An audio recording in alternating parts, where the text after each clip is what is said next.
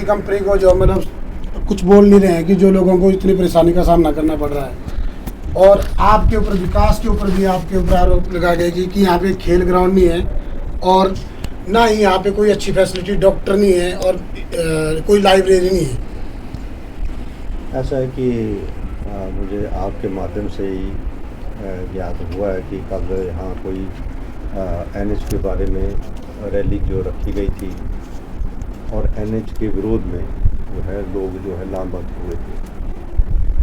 जहाँ एनएच का मुद्दा है वहाँ मैं भी इस बात से सहमत हूँ कि जिस तरीके से काम होना चाहिए था उसका काम जो नहीं हो रहा है।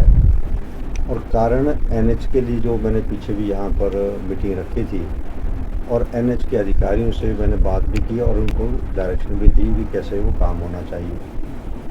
और इसके लिए मैंने उनको कहा था कि यदि आप काम ठीक नहीं करेंगे तो मैं गडकरी से भी मिलूँगा और आपके बारे में ही कहेंगे, क्योंकि गडकरी जी टारगेट से पहले ही प्रोजेक्ट पूरे करते हैं। हमारा टारगेट जो है 2025 तक का टारगेट जो हमें मिला हुआ है इस प्रोजेक्ट को पूरा करने के लिए। और मेरी मीटिंग में उन्होंने आश्वासन भी दिया है कि हम इसको गति प्रदान करेंगे। और इसके लिए यदि रो का रोष यहाँ होगा तो ये जेन्युइन बात है, परंतु इसके आड़ में भी राजनीति करनी है। और इसके कहने पर लोग यदि इकट्ठे हुए हैं, मैं उनको बता देना चाहता हूँ कि ये एनएच जिसके बारे में वो बात कर रहे हैं ये पंडित सुखराम जी और मेरे माध्यम से, क्योंकि पंडित सुखराम जी ने इस कोटली में आज के एनएच नहीं बन सकता था, परंतु उन्हीं के प्रयासों से आज हम इस एनएच को देख रहे हैं। और इतनी सड़क का काम जो आज चला हुआ है, तो मैं मानता हूँ काम के अंदर कई बार आगे पीछे की बात हो जाती है, परंतु यदि वो इस तरह की राजनीति करने के लिए पीछे पार्लियामेंट के चुनाव थे तब भी वो मेरे पर किसी अध्यक्ष के पास आए, उनका मैं भारतीय जनता पार्टी ज्वाइन करना चाहता हूँ। यदि उन्होंने भारतीय जनता पार्टी ज्वाइन की है तो मैं यहाँ का विधायक हूँ, मुझसे मिलते और लोग इस समस्या के बारे में बात करते तो अच्छा लगता मुझे और मैं उनके हर बात का जवाब देता। मैं उनको कहना चाहता हूँ कि शहर से आकर उन्होंने ये भी कहा कि एयर कंडीशन में बैठकर जो है वो रहते हैं, वहाँ काम नहीं करते। मैं उनको बताना चाहता हूँ कि कहाँ डंडाल है, कहाँ समराण है और कहाँ गुजर रोकड़ू है। ये शायद उन्होंने कभी ना देखा है, कभी आज वो उतरे हैं तो मैं यहाँ पैदल चला करता था। यहाँ कोई भी पंचायत ऐसी नहीं थी जहाँ सड़कें नहीं थी। सभी सड़कों पे मैं पैदल चलकर एक एक गांव को जानता हूँ, एक एक गांव की मुसीबत को जानता हूँ। और कुछ बातें उन्होंने कही कि यहाँ खेल ग्राउंड नहीं है। एक जो है खेल ग्राउंड बनाना जो है उसके लिए यहाँ हिमाचल के अंदर जो है फॉरेस्ट लैंड होती है, फॉरेस्ट लैंड के अंदर आप खेल ग्राउंड बनाने के लिए परमिशन की बात आती है। और ये सबसे बड़ा ग्राउंड जो मैंने आज बग्गी में नज़र आता है, इतना बड़ा ग्राउंड शायद ही हमारे किसी इलाके में हो। और ये भी मैं उनको बता देना चाहता हूँ, किसी स्कूल में जाओ आप, हर स्कूल में मैंने ग्राउंड बनाया है। कोई ऐसा स्कूल नहीं बचा है जहाँ मैंने स्कूल के ग्राउंड नहीं बनाए हो। तो कब पहले तो राजनीति के अंदर आपको उनको भी बताना चाहता हूँ कि राजनीति के अंदर करना तो जाइए हर स्कूल को देखिए, जहाँ जैसे पहाड़ों में ग्राउंड बनते हैं उसके अनुरूप हर जगह, चाहे कोट चले जाइए, कोट चले जाइए, आप कोई स्कूल का नाम लीजिए, गोखड़ा से लेकर आप मझवाड़ से लेकर कोट मोर्स तक, कितने स्कूलों का नाम मैं गिना दूंगा। हर जगह स्कूलों के अंदर आज मैंने ग्राउंड बनाए हैं। और उनकी सूचना के मुताबिक बताना चाहता हूँ, अभी हाल में 4-5 दिनों पहले ही मैंने पड्डल के अंदर 2 इंडोर बनाने का जो है योजना खेलो इंडिया के माध्यम से इस प्रोजेक्ट को 60 बाई 40 और 40 बाई 20 के 2 ग्राउंड को पड्डल में जो है उस ग्राउंड के ऊपर इंडोर हॉल बनाने की डीपीआर बनाई जा रही है। और शहर के अंदर इतना बड़ा ग्राउंड जो है, जो इंडोर हॉल जो है वहाँ बनाने की बात कर रहा हूँ। जहाँ तक मैं उनके लिए कोई ये नहीं है, क्योंकि मेरी जनता जानती है और जनता हमेशा मेरे साथ चलती है। मेरे काम देखे उन्होंने, आज गांव में सड़कें हमने बना रखी है। तो केवल मात्र राजनीति करने के लिए लोग आते भी हैं और कई ऐसे भी नेता उनसे पहले आए थे जो यहाँ पर लोगों के बीच में बड़ी बड़ी बातें कर गए। और एक बात उन्होंने जो रत्तीपुर पुल की बात करते हैं, रत्तीपुर में जो ग्राउंड की बात करते हैं, शायद उन्हें नॉलेज नहीं है, वो दिल्ली से आए हुए हैं, उनको पता नहीं है कि कैसे काम होते हैं। उन्होंने कहा अनिल शर्मा जी ने वो ग्राउंड बनने के लिए रोक लगाई है, वो ग्राउंड नहीं बनने देते। मैं उनको कहना चाहता हूँ कि आप किसी भी अधिकारी के पास जाइए, किसी के पास जाकर पता करें, कोई भी सड़क की वायलेशन यहाँ हुई है, एक भी केस सुप्रीम कोर्ट का ऑर्डर है और सुप्रीम कोर्ट के ऑर्डर के ऊपर कोई भी सड़क की जहाँ वायलेशन हुई है वहाँ फॉरेस्ट क्लियरेंस कहीं नहीं मिलेगी आगे के लिए। और यही कारण है कि वो भी रत्तीपुर के पास सड़क जो बनी है उसकी वजह से वहाँ कोई क्लियरेंस नहीं मिलेगी यदि वो इस काम को करवाने के लिए। और पीछे मैं उनको याद कराना चाहता हूँ कि पिछली साल भी जब वो बाढ़ आई थी तो उन्होंने कहा था कि मकान के बदले मकान और डंगे के बदले डंगा। ये नारा देकर जो है ये कोटली की जनता को उन्होंने एक बड़ा एक मैसेज देने की कोशिश की थी। मैं उनसे पूछना चाहता हूँ कि उनके नारों के बाद कितने घरों के घर बन गए और कितने के डंगे लग गए।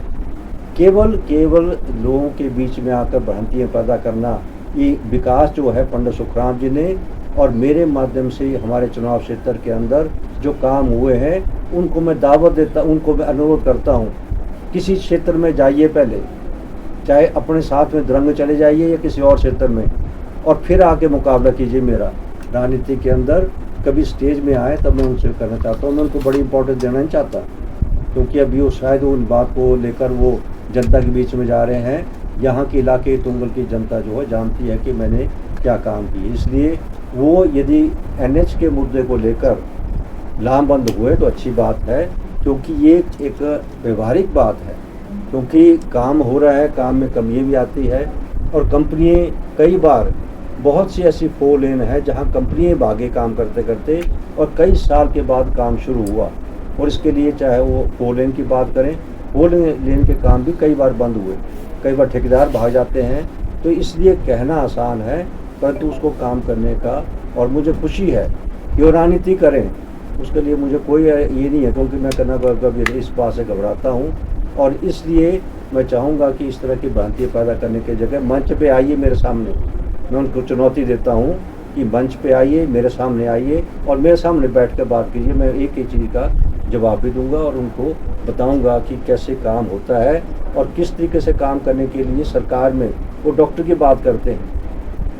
मैं पूछना चाहता हूँ कि हम एक विपक्ष में रहकर भी हम तो मुख्यमंत्री से मिलते हैं, हेल्थ मिनिस्टर से मिलते हैं, कोशिश करते हैं कि हमारे यहाँ स्टाफ की कोई कमी ना हो, उसके लिए मैं पूरा प्रयास कर रहा हूँ। अच्छा शर्मा जी, एक जो है ये नीचे कून कतर जो वैली ब्रिज है उसकी भी उन्होंने बात की थी। उनका कहना था कि मंडी से लेकर कांडापतन तक वे वैली ब्रिज नहीं है और 2-3 कैजुअल्टियाँ भी हुई है। तो ये प्रोसेस कहाँ तक पहुँचा, इसके बारे में भी थोड़ा सा आप। ये ठीक है, आपके पत्रकार आप बताएं क्योंकि इसके माध्यम से मैं बताना चाहता हूँ कि महान देवता के पास भी बड़ी बात आई थी उस वक्त, जो हमारा पुल था, फुट ब्रिज था, उसके ऊपर भी मैं बताना चाहता हूँ। जब मैंने चुनाव से पहले कहा था कि मैंने 6 लाख रुपए उसको दे रखा है, तब भी चुनाव के अंदर ये बड़ा इशू उठाया कि केवल बातें हैं और इस पुल को बनाया नहीं जा रहा है। तो 6 लाख रुपए देकर आज मैंने 2-4 दिन पहले देखा कि उसके ऊपर जो है आज वो लोगों का आना जाना शुरू हो गया है। तो बोलना आसान होता है। उस वक्त भी आपके माध्यम से मैं पीडब्ल्यूडी मंत्री से पूछना चाहता हूँ, पीडब्ल्यूडी मंत्री जी ने इस बात को कहा था कि 4 तारीख को रिजल्ट निकलेगा और 5 तारीख को मैं इसका फाउंडेशन रखने आऊँगा। मैं उनसे आपके माध्यम से पूछना चाहता हूँ कि क्या हुआ उस ब्रिज का, क्योंकि वैली ब्रिज का 3.25 करोड़ रुपए का जो है वैली ब्रिज बनना था, उसके टेंडर भी लगा दिए गए, परंतु पीडब्ल्यूडी सरकार के माध्यम से कोई पैसे का प्रावधान नहीं करने की वजह से अभी वो टेंडर जो है अवार्ड नहीं किए जा रहे हैं। तो मेरा भी सरकार से अनुरोध रहेगा कि लोगों की मुसीबत देखते हो, क्योंकि जो प्रोजेक्ट से पुल बनेगा वो अलग इशू है, उसके लिए मैं अलग से जाऊंगा, अलग से प्रयास करूँगा किस तरीके से हमारा जो है वो ब्रिज बने, जिससे कि हमारे कोट पंचायत की और गांव के नीचे उनको हम कैसे जोड़ सकें, वो अलग इशू है।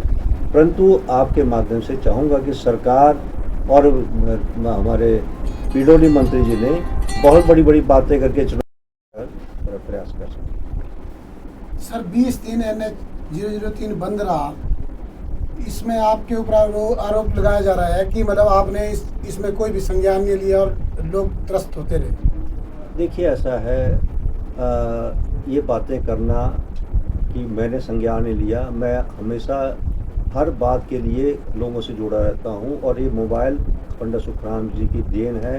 हर कोई अपना जो है विपदा मुझे व्हाट्सएप करते हैं, उसके ऊपर मैं काम करने के बाद करता हूँ। मैं दिल्ली में था और जब मुझे लगा और मैंने उसी वक्त एसडीएम से बात की कि आपने यदि बंद किया तो कारण क्या है, तो उन्होंने कहा कि एनएच ने हमें लिख के दिया है कि हम इसको सेफ्टी के लिए इसको बंद करना चाहते हैं कि कल को कोई कैजुअलिटी होती है तो हमारे पर जिम्मेवारी आएगी। और जैसे ही मैं लगातार उनके संपर्क में रहा और एसडीएम ने ये सूचना मुझे देता है कि हम इसको उस स्तर में एनएच के माध्यम से इसको करवाने में कोशिश कर रहे हैं। तो जैसे मुझे पता लगा कि एनएच उन्होंने कंपनी ने लिख के दे दिया कि जब उनके डंपर जा रहे थे तो मैंने कहा एसडीएम को कि आप कैसे उसको रोक सकते हैं। और जैसे मुझे लोगों के फ़ोन आया कि जी हमारी बसें जा रही है, तो मैंने एसडीएम को भी लताड़ा हुआ है और उसके लताड़ने के बाद उसी वक्त आरएम को फ़ोन किया। आरएम को मैंने कहा कि आप जब और ट्रक जा रहे हैं तो आपकी बस क्यों जा रही है। दूसरे दिन ही आरएम ने मुझे फ़ोन आया कि हमने बस का जो है ये बस चलानी शुरू कर दी है। तो जो ये कहते हैं कि हमने यहाँ कहा और उसके बाद बस चलेगी, तो मैं पूछना चाहता हूँ क्यों है क्या, किस अथॉरिटी से वो ये कह सकते हैं कि मेरे बोलने पर जो है बस चली। ये विधायक है, विधायक के ऊपर अधिकारी के ऊपर भी विधायक बात होती है, वो तो एक कार्यकर्ता है। यदि कार्यकर्ताओं के बोलने पर ही आरएम बस चला देगा तो मुझे लगता है कि सरकार पे तो बहुत बड़ी बात हमारे से हो सकता है कि कार्यकर्ता के बोलने पर जो है आरएम ने बस भी चला दी और काम भी हो। तो अभी उनको सपने देखने की जगह हकीकत की बात पे आए हो पहले। अभी तो कार्यकर्ता ही हैं और कार्यकर्ताओं के ऊपर जो है कई तरह के यहाँ तो किसान जो है आप देखते हैं, जो किसान आज कितने आंदोलन करके साल भर बैठे रहे, उनके आंदोलन के बाद क्या हो गया। यदि आंदोलन से होता तो आज तो किसानों ने अपने समर्थन मूल्य भी नहीं लिया होता। तो केवल इस तरह के प्रचार करने से बेहतर है कि वो धरातल में देखेंगे धरातल में क्या काम कैसे होते हैं। धन्यवाद सर। ठीक है शर्मा जी। YouTube पर हमारे चैनल को सब्सक्राइब करें और रेगुलर अपडेट के लिए बेल आइकन दबाएं।